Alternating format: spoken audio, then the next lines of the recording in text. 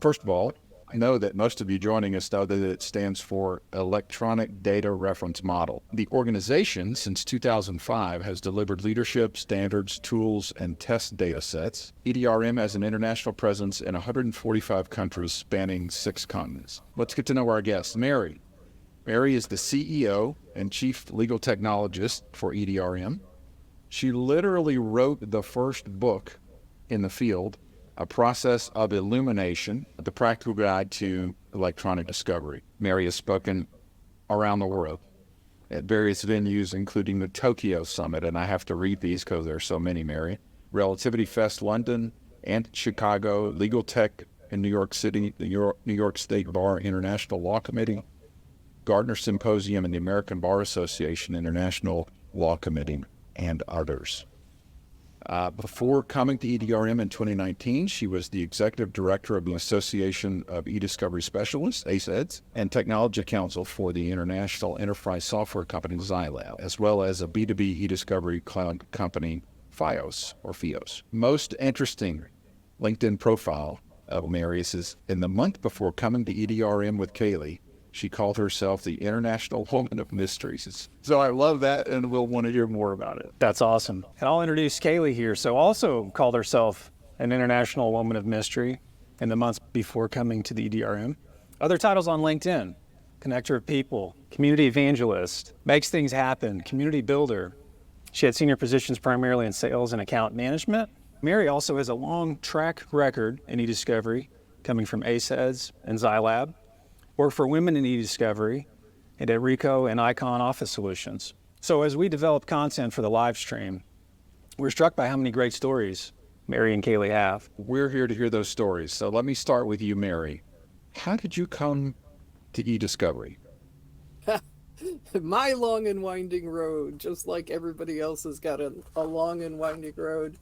When I was in law school, it was a time when lawyers would not touch typewriters or keyboards because they thought they were typewriters, and they even want to use the word processor until the daisy wheel would actually put an imprint and you could rub your hand over the paper and feel like as if somebody typed it. And it was during an era, just like this week, we're wondering about a government shutdown. This was at a time when the government was pulling back student aid.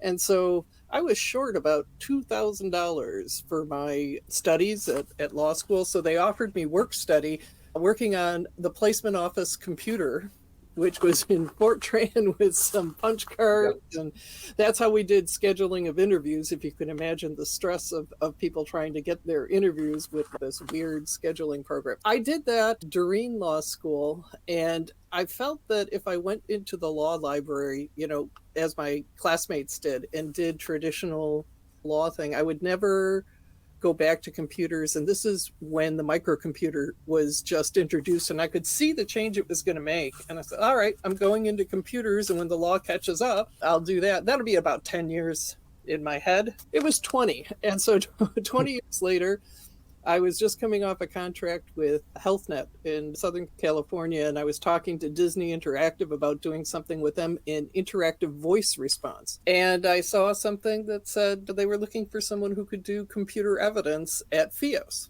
an emerging company in Portland. And so I interviewed there, and that's how I ended up in eDiscovery. I built their collection and forensics practice because they felt they had all the law stuff covered, but they just didn't know how to get data. That is quite interesting. I think you and I probably entered the profession at about the same time. When I went to work at my first law firm, the managing partner said there are 3 things that should be on no lawyer's desk. One is a typewriter, the second is a tape dispenser, and the other is a stapler. But of course, we had to wear white shirts, and if we left our office, put our coats on. So that was a bit of a different era, but I know what you're talking about. Oh yeah, if you touched that keyboard, they would shame you. Oh, yeah. You were a man touching a keyboard. Yeah, a man in a suit. Oh, my gosh.